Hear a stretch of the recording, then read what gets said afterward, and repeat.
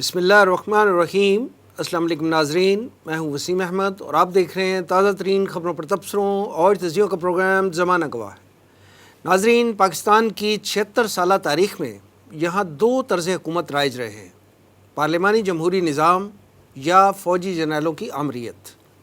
لیکن بدقسمتی سے یہ دونوں نظام نہ تو پاکستانی عوام کے دکھوں کا مداوا بن سکے ہیں اور نہ ہی اقوام عالم میں پاکستان کو کوئی باعزت اور باوقار مقام دلا سکے۔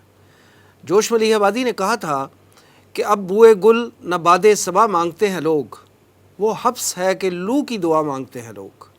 یعنی ملک میں اگر آمریت کا راج ہو تو لوگ جمہوریت کی بحالی کی تحریکیں چلاتے ہیں، قربانیاں دیتے ہیں، کوڑے کھاتے ہیں اور جیلیں کاٹتے ہیں، اور جیسے ہی جمہوریت بحال ہو جاتی ہے تو چند ہی سالوں میں اس کے مضر اثرات سے بیزار ہو کر بقول فیض مٹ جائے گی مخلوق تو انصاف کرو گے، منصف ہو تو اب حشر اٹھا کیوں نہیں دیتے کہ بینرز سڑکوں پر لگانا شروع کر دیتے۔ کہنے کا مقصد یہ ہے کہ اس مملکت خداداد کو یہ دونوں نظام کسی طور پر راس نہیں آ رہے۔ تو ناظرین، پھر کون سا طرز حکومت ہے جس میں ہمارے دینی اور دنیاوی مسائل کا حل موجود ہے، اور وہ پاکستان میں کیسے رائج ہو سکتا ہے؟ ہم آج کے پروگرام میں اسی موضوع پر تفصیلی گفتگو کریں گے۔ میرے ساتھ تشریف فرما ہیں ترجمان تنظیم اسلامی جناب مرزا ایوب بیگ صاحب، ان کے ساتھ تشریف رکھتے ہیں تنظیم اسلامی کے ریسرچ اسکالر جناب رضا الحق صاحب، اور ان کے ساتھ تشریف فرما ہیں ناظم اعلیٰ تنظیم اسلامی ڈاکٹر عطاء الرحمن عارف صاحب۔ آئیے گفتگو کا آغاز کرتے ہیں۔ ایوب بیگ صاحب، جیسے میں نے عرض کیا کہ پاکستان میں کئی طرح کے طرز حکومت جو ہیں وہ چلتے رہے ہیں، لیکن اس وقت جو پارلیمانی طرز حکومت ہے وہ چل رہا ہے اور وہ بھی ناکامی کی طرف ہی جو ہے اس کا ٹرینڈ ہے۔ آپ یہ فرمائیے کہ اس میں قصور کس کا ہے، نظام کا یا نظام کے چلانے والے ہاتھوں کا؟ بسم اللہ الرحمن الرحیم۔ وسیم صاحب، میرے خیال میں دونوں فیکٹر ہیں، چلانے والے ہاتھ بھی اور طرز حکومت بھی، لیکن اصل فیکٹر جو ہے وہ مین فیکٹر جو ہے وہ چلانے والے ہاتھ ہے۔ آپ یوں کہہ سکتے ہیں کہ 85% 90% تو ان کا قصور ہے جو اس کو چلا رہے ہیں۔ دیکھیے، بات یہ ہے، اگر آپ انسانی تاریخ پر غور کریں تو انسان پیدائشی طور پر، ازلی طور پر، فطری طور پر اقتدار کا خواہشمند ہے۔ یہ کوئی انسان ہو، یہ انسان کی آپ کے جبلت کہہ لیں، اقتدار چاہتا ہے، وہ اپنے آپ کو دوسروں سے بڑھانا چاہتا ہے۔ اور یہ آپ نے دیکھا کہ بادشاہوں کے آپس میں جنگیں ہوئیں، بھائیوں نے بھائیوں کو قتل کیا، باپ نے بیٹے کو، بیٹے نے باپ کو قید کیا، اور یہ ساری دنیا میں ہوتا رہا۔ تاریخ بتاتی ہے ساری دنیا میں ہوا۔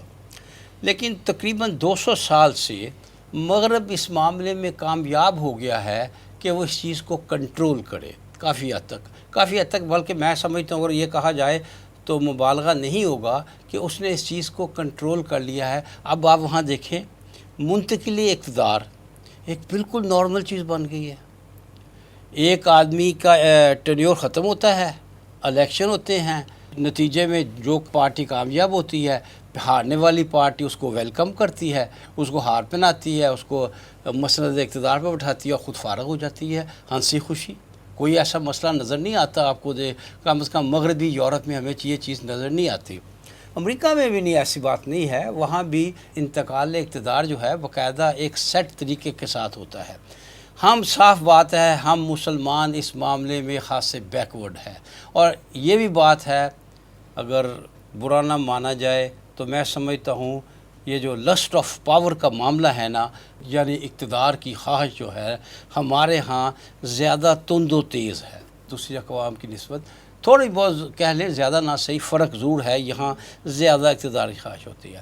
اچھا، یہ جو پارلیمانی نظام ہے نا، اس میں کیونکہ اقتدار کا ادھر سے ادھر آ جانا بہت آسان ہے، اس لیے یہاں پاکستان میں اس کی ناکامی کا باعث زیادہ بنا ہے۔ کیوں؟ پاور کی خواہش۔ کچھ لوگ ادھر ہیں، انہوں نے دیکھا کہ ادھر اگر چلے جائیں تو ہمیں کوئی عہدہ مل جائے گا، ہماری پوزیشن بہتر ہو جائے گی، وہ ادھر گئے، جسے بانی محترم مینڈکوں کا پھدکنا کہتے تھے، کہ مینڈک ادھر سے پھدک کر ادھر چلے گئے، اور وزیر اعظم صاحب جو ہے وہ منہ دیکھتے رہ گئے، اور ان کے خلاف عدم اعتماد ہو گیا، اور وہ جو ہے ان کو سیٹ خالی کرنی پڑی۔ پھر یہ کہ پارلیمانی نظام میں ایک بات اور بھی ہے کہ ضروری نہیں کہ تحریک عدم اعتماد سے ہی وزیر اعظم فارغ ہو۔ پارلیمانی نظام میں اگر فائنینشیل بل کامیاب نہیں ہوا نا، اگر فائنینشیل بل پاس کرانے میں حکومت ناکام ہو گئی ہے نا، عام بل نہیں، فائنینشیل بل اگر پاس نہیں ہوا نا تو حکومت فارغ ہے، تو پھر حکومت نہیں کر سکتی۔ حکومت فارغ کس طرح ہوتی ہے؟ 51 یا 50% اگر وہ ووٹ نہ حاصل کر سکے۔ لہٰذا ایک طرف ہم، جیسا کہ میں عرض کر چکا ہوں کہ ہماری جبلت میں، ہماری فطرت میں بہت زیادہ اقتدار پسندی ہے، اور دوسری طرف یہاں اقتدار میں ادھر کا ادھر ہونا بڑا آسان ہے، لہٰذا ہم ناکامی ہوتی ہے۔ لوگ اپنی اس خواہش کے تحت نشستیں بدلتے رہے اور نتیجتاً حکومتیں بدلتی رہی۔ ویسے مغرب میں ایسی مثالیں ہیں کہ ایک نشست کا فرق ہے، ایک سیٹ کا فرق ہے اپوزیشن میں اور حکومت میں، اور سارا ٹنیور پورا ہو گیا۔ میں سمجھتا ہوں یہ بہت اچھی مثالیں انہوں نے دی۔ یعنی فلور کراسنگ کی کوئی مثال ہی نہیں، یہ کوئی امکان ہی نہیں، عام طور پر وہاں یہ چیز نہیں ہے، اور جس سے یہ ہوتا ہے کہ حکومتیں جلتی ہے، یعنی ان کا جو ٹنیور ہوتا ہے وہ پورا ہو جاتا ہے۔ ہمارے ہاں یہ ہے کہ کسی کو اچھی وزارت کا مل گیا، یا وہ کوئی وزیر نہیں تھا، اس کو وزیر بنانے کا دعوت رکھ دی وزیروں نے، وہ ادھر سے ادھر چلا گیا، حکومت بدل گئی۔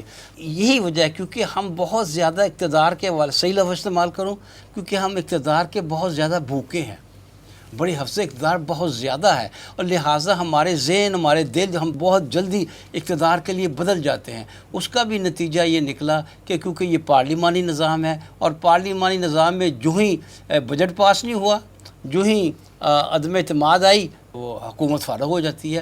اسی وجہ سے مسلسل ناکام ہوتا جا رہا ہے پارلیمانی طرز حکومت۔ تو اگر پارلیمانی طرز حکومت کی بجائے دوسرے طرز حکومت جن میں زیادہ ووٹوں سے کامیابی حاصل کرنی پڑتی ہے، اس میں تو اس طرح کی ناکامی وہاں نہ ہوتی۔ ذوالفقار صاحب، جیسے یوبیک صاحب نے فرمایا کہ 80-90% جو ہے وہ پارلیمانی طرز حکومت جو ہے ایز سچ نظام جو ہے وہ ٹھیک ہے، چلانے والے ہاتھ جو ہیں حفظ اقتدار اور مسائل بیگ صاحب نے بتائے کہ یہ ہمارے ہیں، جس کی وجہ سے ہمارا ٹرینڈ جو ہے وہ ڈاؤن ورڈ ہے۔ جب ہم اس طرح کی ساری پریکٹسز سے گزرتے ہیں، ہم بیزار ہو جاتے ہیں بحیثیت قوم۔ پھر کوئی امر آ جاتا ہے، چند دن ہم اس کو بھی برداشت کرتے ہیں، اس کے ساتھ بڑے اچھے طریقے سے سمجھتے ہیں کہ یہ اب مسیحا آ گیا ہے اور یہ ہماری کشتی جو ہے وہ پار نکال دے گا، لیکن وہ ہم نہیں جب کر پاتے تو ہم اس سے بھی تنگ آ جاتے ہیں۔ پھر وقتاً فوقتاً صدارتی نظام کی باتیں شروع ہو جاتی ہیں، اور یہ کئی دفعہ ہوا ہے پاکستان کی تاریخ میں کہ صدارتی نظام کی باتیں شروع ہو جاتی ہیں کہ صدارتی نظام ہونا چاہیے۔ آپ یہ فرمائیے کہ صدارتی نظام اور پارلیمانی نظام جو ہے اس میں فرق کیا ہے، اور کیا صدارتی نظام پاکستان کے لیے مفید ہوگا؟ بسم اللہ الرحمن الرحیم۔ بہت شکریہ وسیم صاحب۔ بیگ صاحب نے جس طرح فرمایا کہ جو پارلیمانی جمہوری نظام ہے 80-85% اس کے اندر چیزیں اچھی ہی ہیں ایز اے نظام۔ ڈپینڈ کرتا ہے کہ نظام کو کس نظر سے دیکھا جا رہا ہے۔ اگر تو ہم یہ دیکھ رہے ہیں کہ نظام عدل اجتماعی کے طور پہ ان لائنز کے اوپر چلنا ہے جو کہ اللہ تعالیٰ نے شریعت کے ذریعے اور وحی کے ذریعے پرووائڈ کی ہے، تو اس میں تو پھر اونچ نیچ ہو سکتی ہے۔ لیکن اگر صرف اس پوائنٹ آف ویو سے دیکھنا ہے کہ دنیا میں معاشی، پہ یہ نظام پورا نہیں اترتا، اس کی وجہ یہ ہے کہ جو اس وقت مغربی جمہوری نظام دنیا میں رائج ہے، اس کی کوئی بھی جو بیسز ہے، فاؤنڈیشن ہے، وہ وحی کی بنیاد پر نہیں ہے۔ یہ تو بڑی شروع میں کلیئرٹی میں آ جانی چاہیے۔ ہاں، اس نے کچھ چیزیں مستعار لی ہوئی ہیں، اور مستعار لی ہوئی ہیں بنیادی اخلاقی اصولوں کی بنیاد پر، اور اس میں یہ بھی ہے کہ لوگوں کی پارٹیسپیشن ہو، اس میں یہ بھی ہے کہ جھوٹ نہ بولا جائے، اس میں یہ بھی ہے کرپشن نہ کی جائے۔ یہ بنیادی اخلاقی اصول ہیں۔ ادروائز یہ کہ وحی کی جو تعلیمات ہیں ان کی بنیاد کے اوپر وہ قائم نہیں ہیں۔ البتہ اس کا یہ مطلب نہیں ہے کہ وہ نظام غلط ہے۔ نظام جو اللہ تعالیٰ نے ہمیں شریعت کے ذریعے، اور جسے ہم خلافت کا نام دیتے ہیں، جو ہمیں پرووائڈ کیا ہے، وہ بیسیکلی چند اصول ہیں۔ وہ اصول ہیں آپ کے سیاست کے حوالے سے کس طرح سے نظام کو چلانا ہے۔ حاکمیت اعلیٰ اللہ تعالیٰ کی ہوگی، قرآن و سنت کے دائرے میں رہتے رہتے قانون سازی ہوگی، اور لوگ جو ہیں ان کو اس معاملے کے اندر، اس پورے سسٹم کے اندر پارٹیسپیشن دی جائے گی، اس طرز حکومت کے اندر۔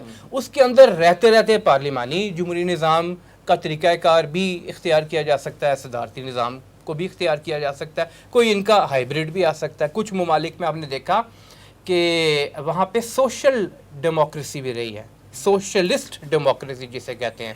فرانس میں چارلز ڈیگال نے اس کو، بہرحال تھا تو وہ ڈکٹیٹر ہی، لیکن سوشل ڈیموکریسی کا کانسیپٹ دیا۔ اسپین میں فرانکو نے یہی کام کیا. لیکن بنیادی طور پہ اگر آپ کے سوال کی طرف آئیں نا کہ یہ دونوں نظاموں میں خاص یا طرزہ حکومت آپ کہہ لیں پارلیمانی اور صدارتی, اس میں فرق کیا ہے؟ تو نمبر 1 چیف ایگزیکٹو دونوں میں مختلف ہیں. پارلیمانی جو طرز حکومت ہے اس میں وزیر اعظم چیف ایگزیکٹو ہے اور صدارتی میں صدر ہے. یعنی کہ آن پیپر اصولی طور پہ تمام اختیارات جو ہیں وہ پارلیمانی نظام میں وزیر اعظم کے پاس, اور وہاں پہ کلیکٹیولی کابینہ کے ساتھ شامل کر کے اس کو کیا جاتا ہے, اور صدارتی نظام میں صدر یا جن کو وہ چنتا ہے. دوسرا الیکٹورل کالج بھی ڈفرینٹ ہو سکتا ہے. جس طرح اگر ہم کیونکہ صدارتی نظام اور پارلیمانی نظام کی جب بات کی جائے تو وہ ویکیوم میں نہیں کی جا سکتی.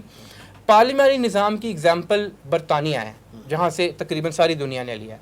صدارتی نظام کچھ ایک ایگزامپل امریکہ کی ہے, کچھ اور ممالک کے بھی. اب امریکہ میں یہ ہوتا ہے کہ وہاں کا جو الیکٹورل کالج ہے وہ اسٹیٹس پر مشتمل ہے, اور ہر اسٹیٹ کے اندر ایک خاص تعداد ہوتی ہے ووٹس کی, اور کسی اسٹیٹ میں 2 اگر امیدوار ہیں ایک میجورٹی لے جائے تو پوری اسٹیٹ اس کے ہاتھ میں آ جاتی ہے, جسے کہتے ہیں ونر ٹیکس آل. تو بھی ایک بہرحال ایک وہاں کا سسٹم ہے. لیکن بنیادی طور پہ ایک تیسری بات جو دونوں میں فرق ہے کہ جو ٹرم ہے یعنی کتنی میعاد کے لیے یعنی اس پوزیشن پہ رہے گا.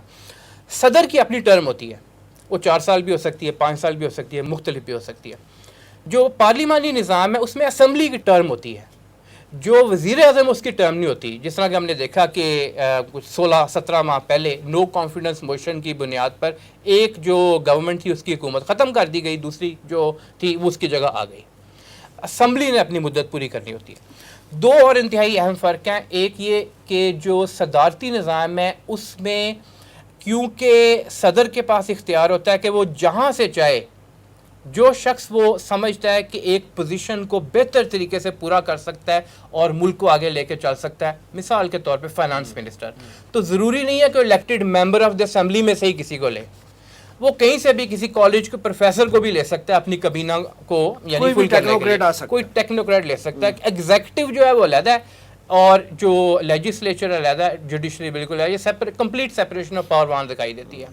اور اسی طرح جو نتیجہ نکلتا ہے وہ یہ ہوتا ہے کہ وہاں پہ وہ مینڈوکوں کا پھدکنا وہ دکھائی نہیں دیتا اتنا, کہ ایک یا تو خوش کرنے کے لیے ایک اسمبلی میں 70 سے زیادہ وزراء بیٹھے ہوئے ہیں اور ہر ایک کو خوش کرنے کے لیے وزارت دی ہوئی ہے. صرف ایک بڑی لمیٹڈ سی جو اپ ٹو دا مارک کام کرنے والی کابینہ جو ہے وہ رکھی جاتی ہے اور اس کے ذریعے کام لیا جاتا ہے. ساتھ یہ کہ مواخذے کا جو طریقہ ہے وہ بڑا یعنی اس طرح سے جو صدارتی نظام میں رکھا گیا ہے کہ وہ بلیک میل نہیں کیا جا سکتا کسی کو, یعنی صدر کو بلیک میل نہیں کیا جاتا. وہ ایک امپیچمنٹ کا طریقہ ہوتا ہے. اس میں یہ نہیں ہے کہ یعنی کہ اگر 50% سے کم میجورٹی رہ جائے, مائنورٹی بن گئی, تو وہ فارغ کر دیا جائے گا, وزیر اعظم کوئی اور آ جائے گا. فکس ٹرم ہے, امپیچمنٹ ہوگی بڑی کڑی شرائط کے اوپر, پھر اس کے مطابق اس کو نکالا جا سکتا ہے. ادروائز یہ ہے کہ وہ اپنی ٹرم پوری کرے گا. اب اس میں بہرحال دونوں جو طرز حکومت ہیں ان کو اگر پیورلی جو جسے آپ سوشیولوجیکل کہتے ہیں, پولیٹیکل اور سوشیولوجیکل لیول پہ دیکھا جائے تو اپنے اپنے فوائد ہیں, اپنے اپنے نقصانات ہیں. بہرحال صدارتی نظام میں یہ دیکھا گیا کہ پالیسی میں استحکام ہوتا ہے. ڈاکٹر صاحب یہ بتائیے گا کہ نظام چاہے صدارتی ہو یا پارلیمانی, وہ دونوں جو ہیں ان کی اپنی اپنی خوبیاں بھی ہیں, اپنی اپنی خرابیاں بھی ہیں.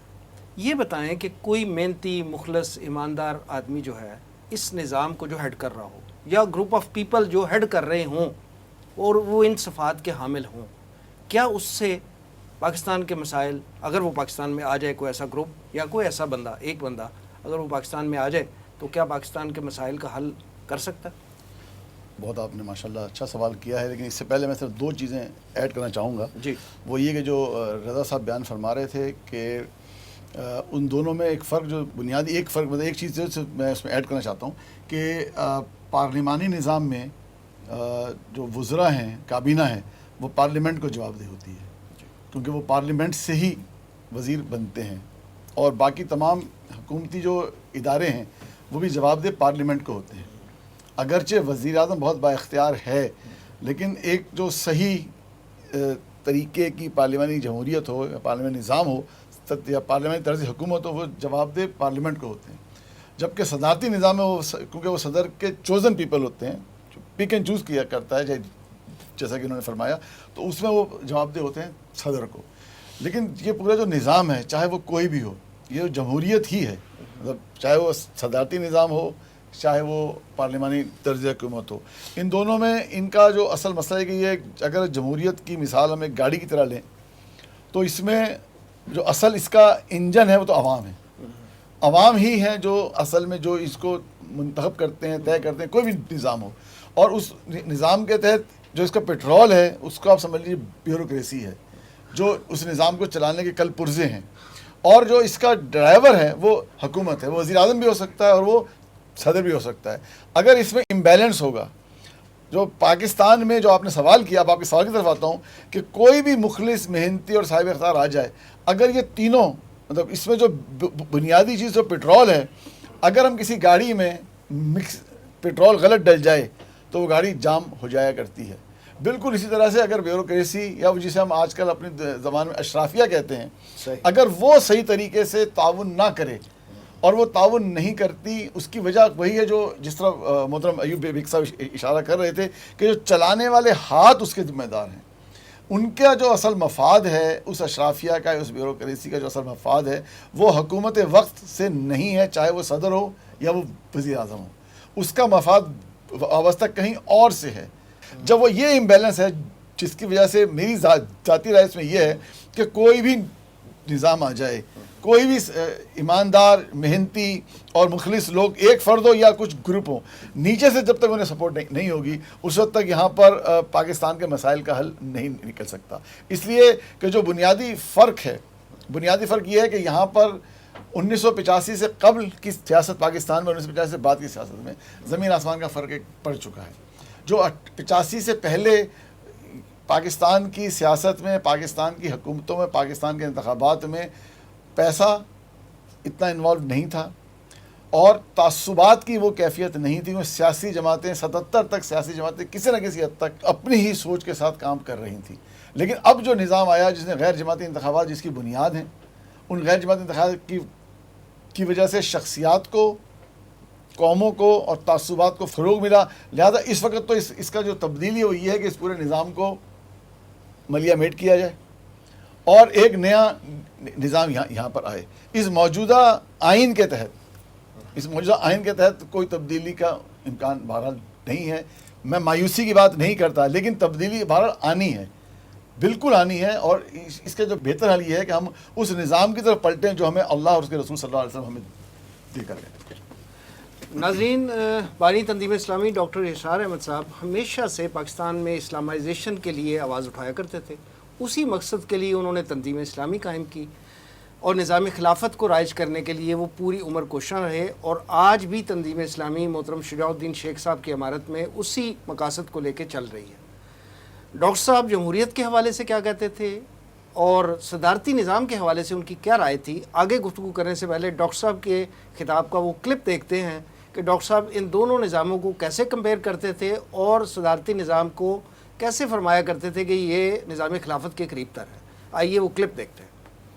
خلیفہ کا انتخاب بلا واسطہ تمام مسلمان مرد اور عورتیں کریں گے، لیکن اس خلیفہ کا معاملہ وہ نہیں ہوگا جو پارلیمانی نظام میں ہے۔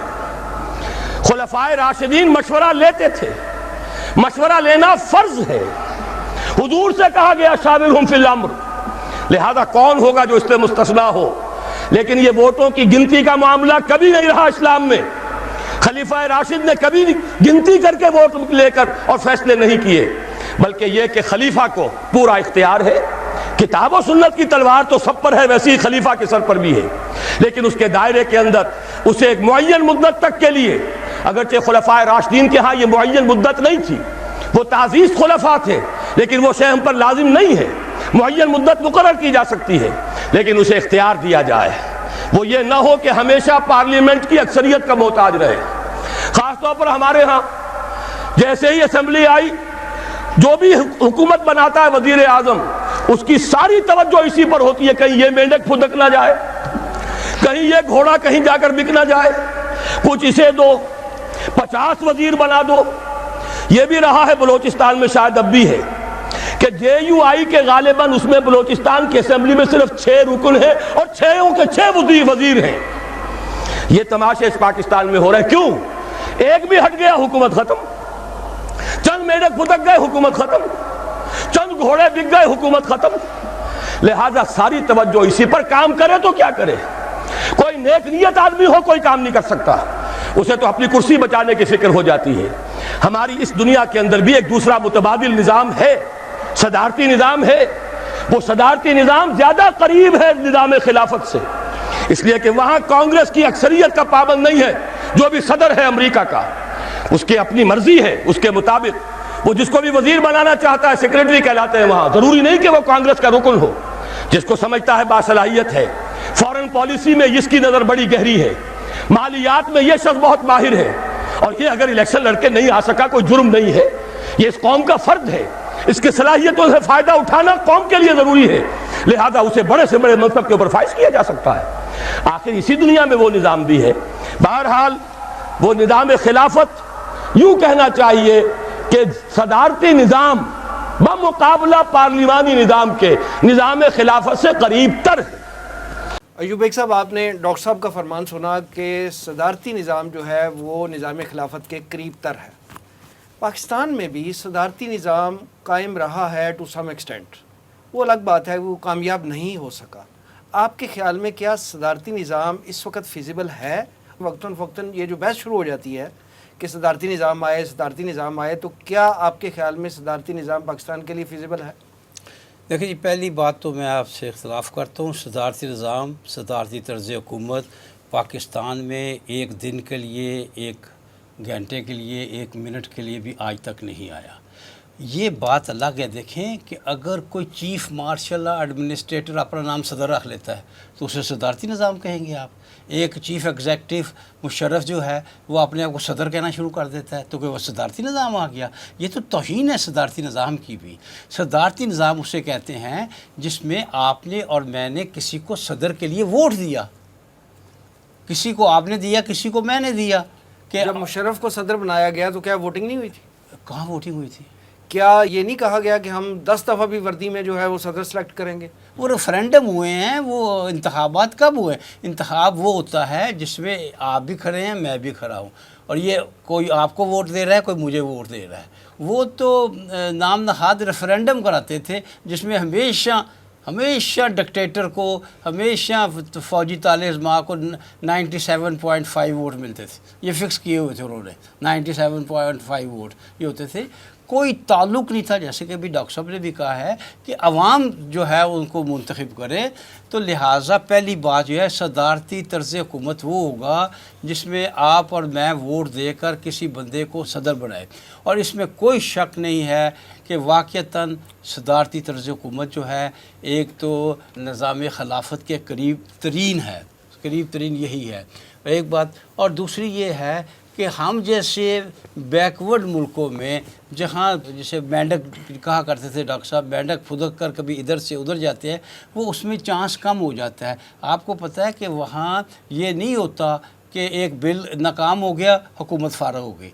सदारती निज़ाम में जब तक इम्पीचमेंट ना हो, और इम्पीचमेंट होती है कम से कम 66% वोटों से, और 66 वोट हासिल करना अपोजिशन के लिए तकरीबन नामुमकिन होता है, और लिहाजा वो इस किस्म की कोशिश नहीं करते और मामला कुछ स्मूथ चलता रहता है। सदर को ये तसल्ली होती है कि उसका इक़्तिदार को खींच कोई नहीं रहा, लिहाजा वो बड़ी तसल्ली से अपना काम करता है।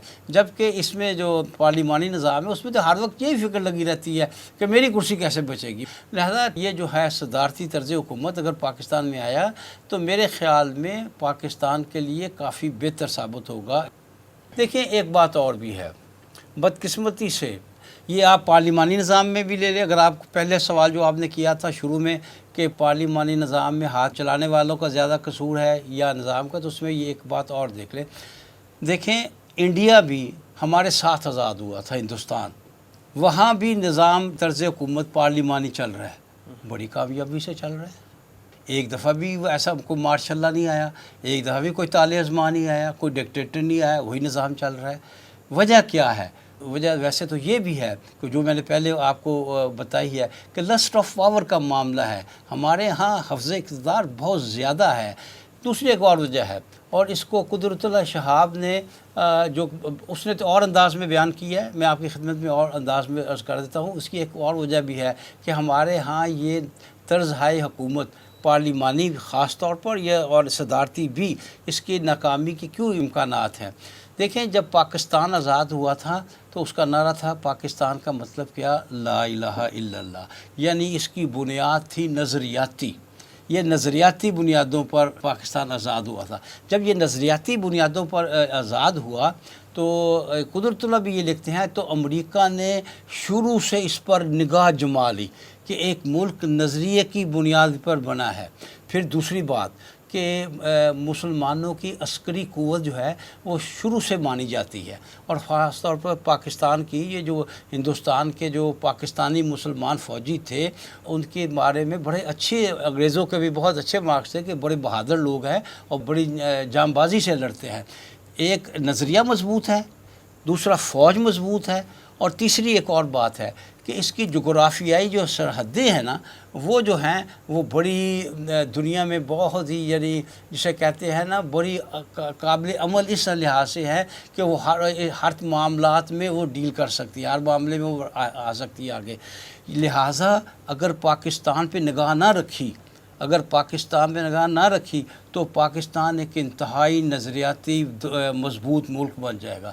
تو بقول ان کے، اور جس میں کچھ ایڈ کر رہا ہوں کہ اس نے امریکہ نے نگاہ رکھی کہ اس ملک کو کسی صورت ترقی نہیں کرنے دے رہا، اس ملک کی گردن پہ کسی نہ کسی انداز میں پاؤں رکھنا ہے تاکہ یہ نظریاتی اسلامی ملک اگر مضبوط ہو گیا تو ہمارے کیپٹلزم نظام، ہمارے سرمایہ دارانہ نظام کے لیے یہ بہت بڑا خطرہ ہوگا. یہ اسرائیل کے لیے بھی خطرہ بن سکتا ہے، یہ ہمارے کیپٹلزم نظام، سرمایہ دارانہ نظام کے لیے خطرہ بن سکتا ہے.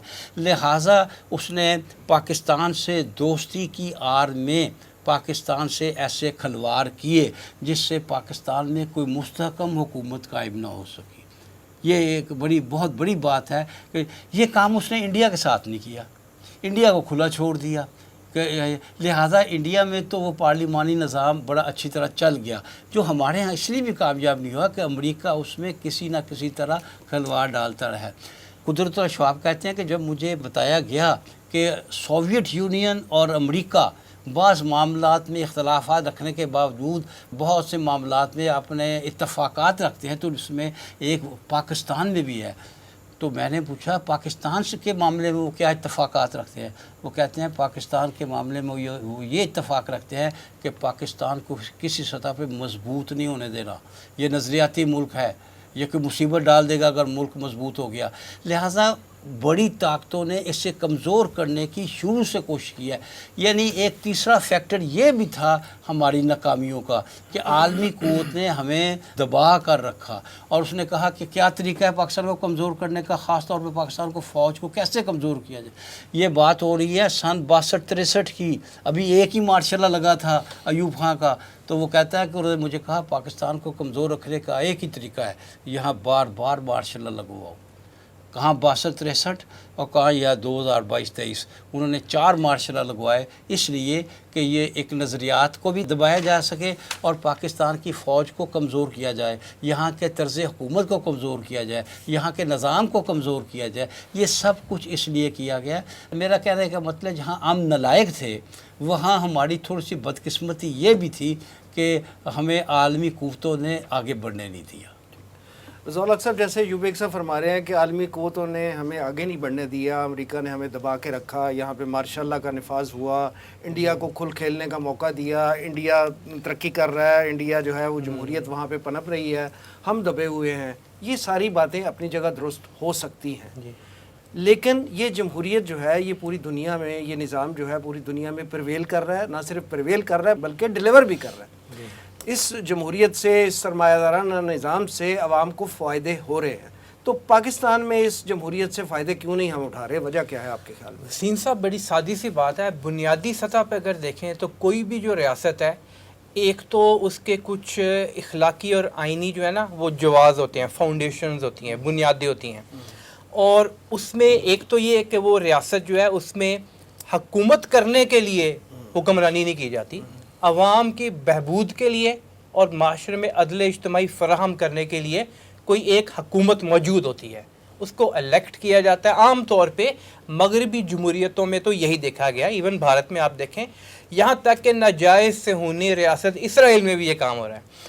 اب وہ اپنے خاص چنیدہ جو ان کے صہیونی لوگ ہیں ان کے لیے تمام وہ فوائد فراہم کرتے ہیں، مسلمانوں کے لیے نہیں کرتے. لیکن بہرحال کیونکہ وہ ایک بڑی طاقت بن گئے ہوئے ہیں، اس لیے ان کی طاقت سے مراد یہ ہے کہ ان کی دنیا میں اس وقت مانی جاتی ہے. اس لیے ان کی جو کمیاں ہیں، کوتاہیاں ہیں، دنیا ان سے صرف نظر کر رہی ہے. یہی حال بھارت کا ہے. G20 کے لوگ آتے ہیں، صدر بھی سارے آتے ہیں، اس میں مسلمان ریاستوں کے بھی صدر ہیں، ممالک کے بھی صدور ہیں، موجود ہیں سب، اور وزراء اعظم بھی ہیں. اور سب کو معلوم ہے کہ انڈیا کے اندر کیا حالات ہیں مسلمانوں کے اور دیگر جو اقلیتوں کے ان کے، لیکن وہ صرف نظر کر جاتے ہیں. بہرحال اس کا مطلب یہ کہ ڈبل سٹینڈرڈز ہیں، لیکن ڈبل سٹینڈرڈز جو آپ کو دکھائی دیتے ہیں مغربی جمہوریت میں بھی، کم از کم جو اس وقت موجود ہیں دنیا میں، وہ اپنی عوام اور اپنی قوم کے لیے نہیں ہیں. اجتماعی جو دنیا کا گلوبل سیٹ اپ ہے اس کے اندر وہ ڈبل سٹینڈرڈز آپ کو نظر آئیں گے. اور اس کی جیسا کہ میں نے عرض کیا کہ اخلاقی اور قانونی جواز ان کے بڑے سٹرونگ ہیں، اور پھر عوام کی فلاح و بہبود کے لیے وہ کام کر رہے ہوتے ہیں. اشرافیہ کو انہوں نے حاوی نہیں ہونے دیا نظام کے اوپر.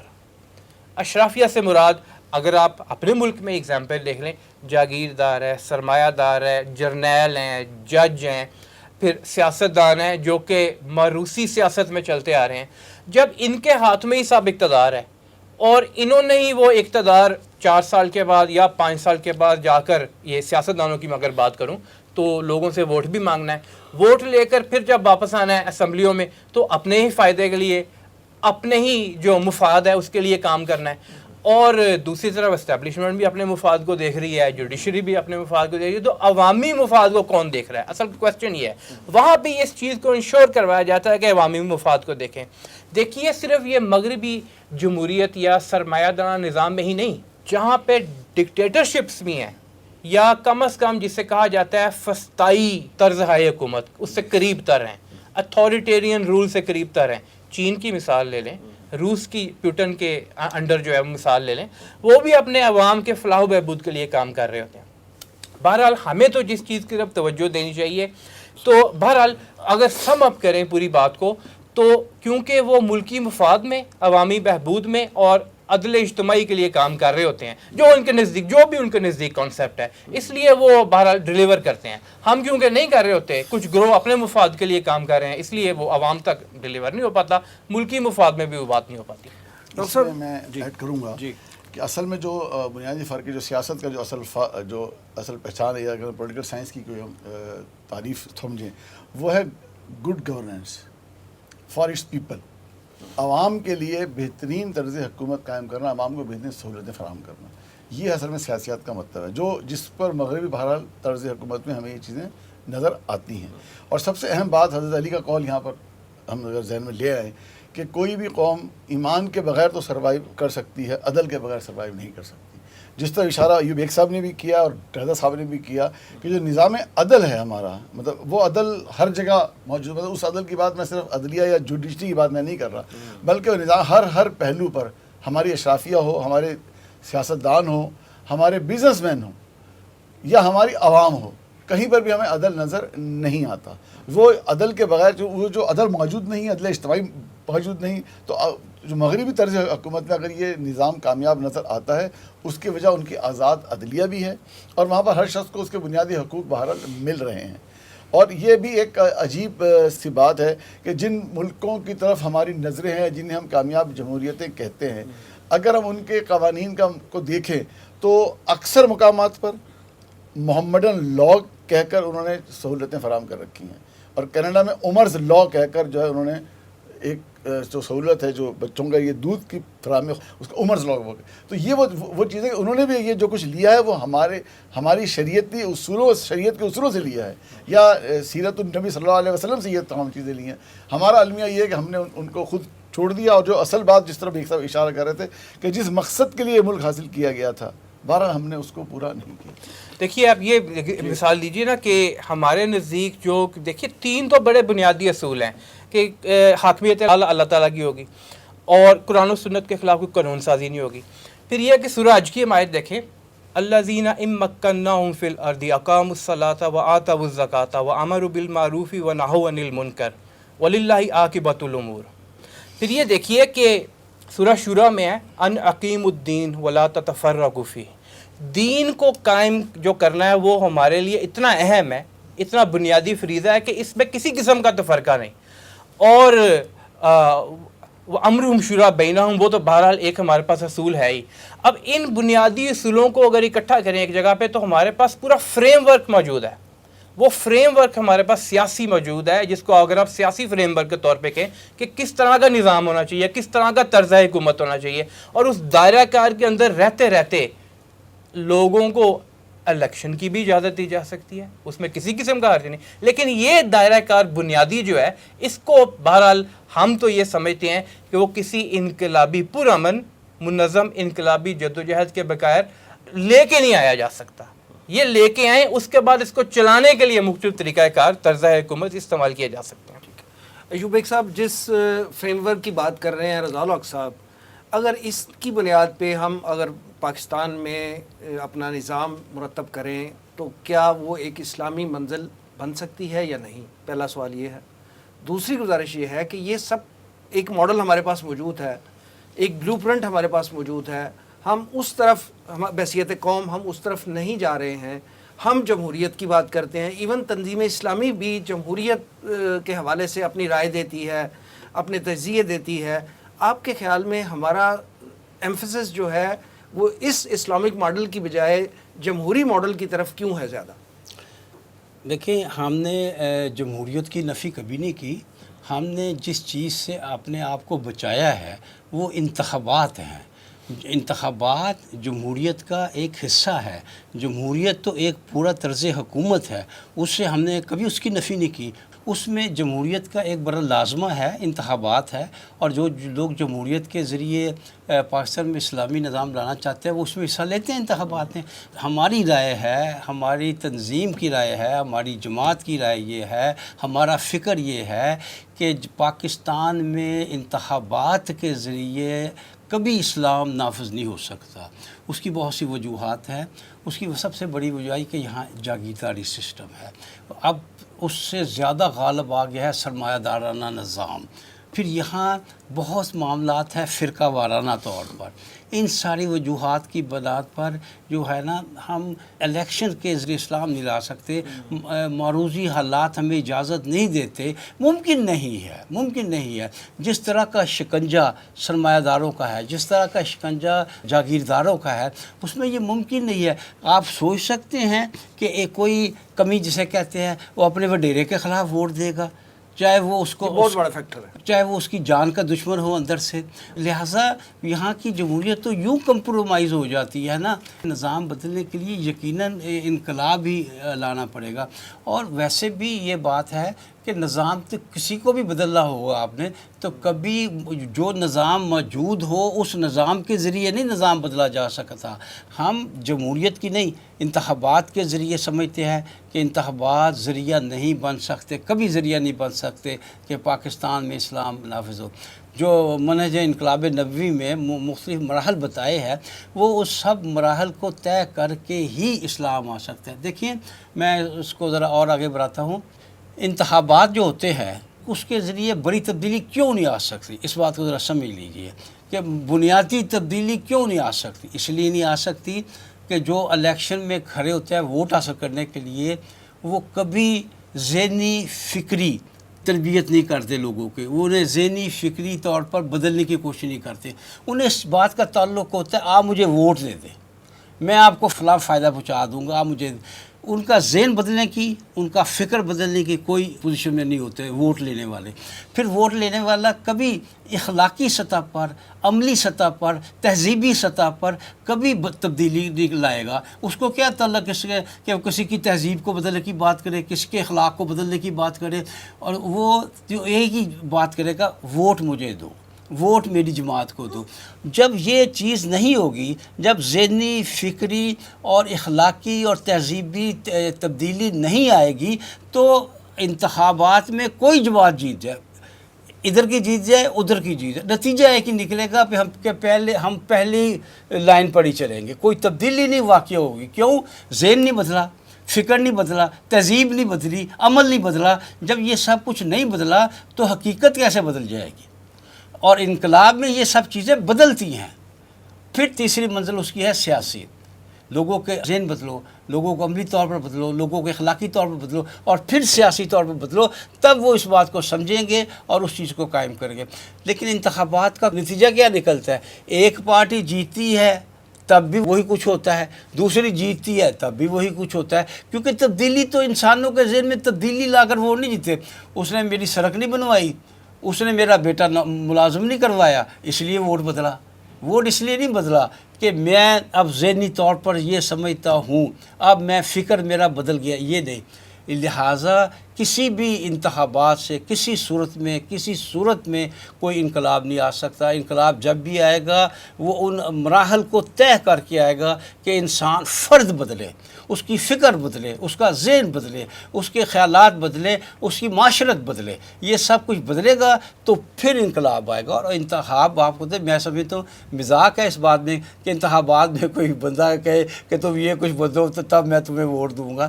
وہاں ووٹ کا ہوتا ہے تعلق، غنڈہ بھی، نیک بھی، بدماش بھی، شریف بھی، سب کا ایک جیسا ووٹ ہے، اور اس نے اس کو ووٹ دے دینا ہے چاہے کوئی تبدیلی آئے نہ آئے۔ جب اس میں تبدیلی نہیں آئے گی تو نتائج تبدیل نہیں ہو۔ ڈاکٹر صاحب یہ بتائیے گا کہ پروگرام کے آخر میں تنظیم اسلامی کے موقف کو نظام کے حوالے سے خاص طور پہ ابھی ایوب بیگ صاحب نے بڑا ان ڈیٹیل بتایا کہ کیا ایک فریم ورک ہوگا اور کیسے مراحل سارے طے پائیں گے، اور پھر ایک نظام بدلے گا اور پھر واقعتاً حقیقی تبدیلی آئے گی۔ تنظیم اسلامی کے موقف کو آپ کیسے سمرائز کریں گے؟ محترم بانی تنظیم اسلامی ڈاکٹر ثانوی صاحب رحمۃ اللہ علیہ نے یہ بات ہمیں بہت اچھی طرح سمجھائی ہے کہ دیکھیں اسلام میں سیاست شجر ممنوع نہیں ہے، کیونکہ اسلام دین اور مذہب ہے اور سیاست بڑی جامع اس میں ہے اسلام میں، جیسے میں نے آپ سے پہلے بھی عرض کیا تھا۔ سیاست کو بھی تو بائیفرکیٹ کیا کرتے تھے نا۔ اگر اسلامی نظام بالفعل موجود ہو، اسلامی ریاست بالفعل موجود ہو اور اسلام کا نظام قائم ہو، موجود ہو، تو ایسی صورت میں سیاست کرنا عبادت نہیں کار نبوت ہے۔ مثال ہمارے پاس ہے بنی اسرائیل کے انبیاء کی کہ انہوں نے خود حکومتوں میں موجود رہے ہیں۔ اسی طرح سے اگر غیر اسلامی نظام حکومت ہو تو کسی بھی مسلمان کا اس حکومت کے تعاون طلب کرنے پر ان کے ساتھ تعاون کرنا وہ بھی جائز ہے۔ حضرت یوسف علیہ السلام نے یہ کام کر کے دکھایا۔ پھر اسی طرح سے اگر غیر اسلامی نظام حکومت ہو جیسا کہ پاکستان میں ہے تو ایسے صورت میں اقتدار کی رسہ کشی میں شامل ہونا وہ ناجائز تصور کیا جائے گا۔ اسی لیے تنظیم اسلامی انتخابی سیاست سے دور ہے۔ ہم اگر سیاسی ہیں تو ہم نظریاتی طور پر سیاست کی ساری باتیں جو میں نے آپ کے سامنے باتیں رکھی ہیں، اور آخری بات اس لیے ہے کہ اگر اسلامی ریاست موجود ہو تو عوام کی بہبود کے لیے، نظام مملکت کو چلانے کے لیے، اسلام کی خدمت کرنے کے لیے انتخابات میں حصہ لینا اور ذمہ داریاں سنبھالنا وہ جائز ہے۔ اب پاکستان میں نظریاتی طور پر ہم یہ تمام باتیں مانتے ہیں تو 50% تو ہم نظریاتی طور پر سیاسی ہیں۔ مزید جو عملی سیاست ہے ہم یہ سمجھتے ہیں، جیسا کہ بیگ صاحب نے بالکل درست فرمایا اور بالکل یہی موقف کہ اس انتخابات کے ذریعے جو اس نظام کے تحت ہو رہے ہیں ہم نظام تبدیل نہیں کر سکتے۔ ہمارا جو مقصد ہے وہ نظام کی تبدیلی ہے، وہ اس انتخابات کے ذریعے تبدیل نہیں ہو سکتا۔ اب ہم اس پر اتنی گفتگو کیوں کرتے ہیں، ہم یہ بات کیوں کرتے ہیں؟ یہ ہم کرتے ہیں در حقیقت اللہ کے رسول صلی اللہ علیہ وسلم کی وہ حدیث، طویل حدیث ہے، الدین النصیحہ کے تحت ہم کرتے ہیں کہ ہم تنظیم اسلامی سیاسی امور پر نصح و خیر خواہی کے جذبے کے ساتھ مشورے بھی دیتی ہے اور تبصرہ بھی کرتی ہے، کیونکہ ہم نظریاتی طور پر تو سیاسی ہیں اور انقلابی سیاست کے ہم قائل ہیں، لہٰذا ہم سیاسی تبصرے کرتے ہیں، لیکن الحمدللہ ہماری کوشش یہ ہوتی ہے ہم بڑے ایک وقار کے تحت کریں اور ایک مقصدیت کے تحت ہم بالفعل جو ہے ہم بالفعل عملی سیاست میں حصہ نہیں لیتے۔ بلکہ میں اپنے ناظرین کے لیے یہ بات بھی یہاں پر واضح کر دوں کہ تنظیم اسلامی کے اصول ضوابط کے تحت اگر ہم کسی بھی سیاسی جماعت کے لیے یا کسی امیدوار کے لیے کنوینسنگ بھی نہیں کرتے، قطعاً ہم یہ کام بھی بالکل نہیں کرتے، یہ ہماری پالیسی ہے۔ اور پھر ہم اگر ہمیں گفتگو ہم کرتے ہیں تو یہاں پر ہم جو سیاست میں گفتگو کرتے ہیں اس لیے کرتے ہیں کہ ہم یہ سمجھتے ہیں کہ بہرحال پاکستان میں ماشاء اللہ نہیں آنا چاہیے